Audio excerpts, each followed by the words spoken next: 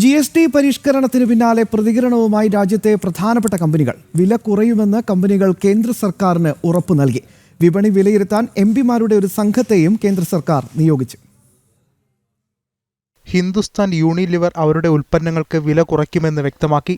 Britannia, Colgate, പാമുലീവ്, Parle തുടങ്ങിയ കമ്പനികളുടെ ഉൽപ്പന്നങ്ങൾക്കും വില കുറയും. LG, വോൾട്ട, സോണി തുടങ്ങിയ കമ്പനികൾ TV, AC അടക്കമുള്ള ഉൽപ്പന്നങ്ങളുടെ വില കുറയ്ക്കുമെന്നാണ് അറിയിച്ചത്. GST ആനുകൂല്യങ്ങൾ ഉപഭോക്താക്കൾക്ക് കൈമാറാൻ വാഹന നിർമ്മാതാക്കളും തയ്യാറായി. ടാറ്റ മോട്ടോഴ്സ് കാറുകളുടെ വില 1,40,000 രൂപ വരെ വില കുറച്ചു.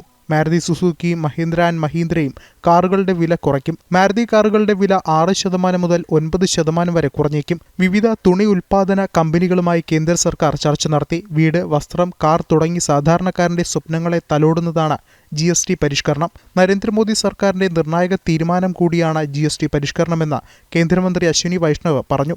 आज माननीय प्रधानमंत्री जी ने, माननीय वित्त मंत्री जी ने जिस तरह का GST में रेट्स कम करके, एक रैशनलाइजेशन करके और जिस तरह से एक सिंप्लीफिकेशन करके एक बड़ा रिफॉर्म लाए हैं, उस रिफॉर्म से हमारे जन जन के जीवन में प्रभाव आएगा. कई तरह के इलेक्ट्रॉनिक्स उपकरण काम में लिए जाते हैं, चाहे टेलीविजन हो, चाहे रेफ्रिजरेटर हो, चाहे डिशवॉशर हो, चाहे माइक्रोवेव का ओवन हो, अपने हाथ में मोबाइल फोन होता है, पावर बैंक होता है, कई तरह की चीजें घर में इलेक्ट्रॉनिक्स की उपयोग में आती है. और जो सोलर पैनल कई लोग अपने घरों पे लगाते हैं, ओवरऑल इन सब चीजों पे टैक्स का बर्डन कम हुआ है. അമൂൽ, മദർ ഡയറി തുടങ്ങിയ ക്ഷീര വ്യവസായ കമ്പനികളും പുതിയ GST നിരക്കുമായി സഹകരിക്കും. മാർബിൾ, ഗ്രാനൈറ്റ് ബ്ലോക്കുകൾ എന്നിവയ്ക്ക് 12% നിന്ന് 5% GST കുറച്ചത് നിർമ്മാണ മേഖലയിലും പ്രതിഫലിക്കും. GST കുറവിന്റെ ഫലമായി അംബുജ സിമന്റ്, ACC ലിമിറ്റഡ് പോലുള്ള സിമന്റ് കമ്പനികളുടെ ഓഹരി വിലകൾ 4% വരെ ഉയർന്നിരുന്നു.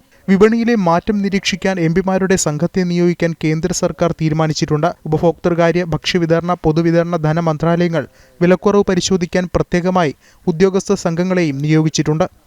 ജനം, ഡൽഹി.